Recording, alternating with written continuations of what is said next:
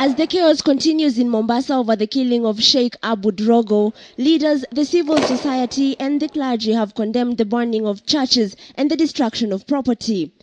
Religious leaders from both the Christian and Muslim faiths from across the country have reacted angrily to the protests.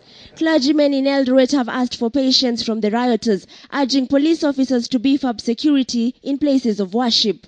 Why is Mombasa burning? Kenya in recent weeks has been experiencing insecurity related to the inability of peaceful coexistence amongst our communities. Reports indicate that more than 3 churches have been vandalized since Monday afternoon. In Mombasa, the Supreme Council of Muslims held a crisis meeting at a mosque, appealing to the rioters to refrain from destroying property, especially churches. Hatuwezi kutatua kosa kwa kosa.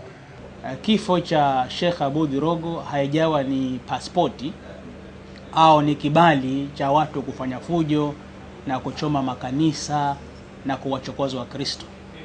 Wakristo hawajahusika na mauaji ya Abu Drogo, wala makanisa hayajahusika na mauaji ya Sheikh Abu Drogo. The government moved quickly to reassure supporters of the slain cleric Abu Drogo that those responsible for his assassination would be arrested. This is something that is not acceptable by the government, and we have given instructions to the Commissioner of Police to ensure that the culprits are brought to book immediately. Although security has been reinforced throughout Mombasa, fears are emerging on whether the Mombasa International Trade Fair, slated to kick off Thursday, will indeed continue as planned. It's also still unclear whether President Mwai Kibaki, who is set to officially launch the event, will jet down to the coastal city. Already, the Australian and British High Commissions in Nairobi have issued travel advisories to their citizens planning to travel to Mombasa.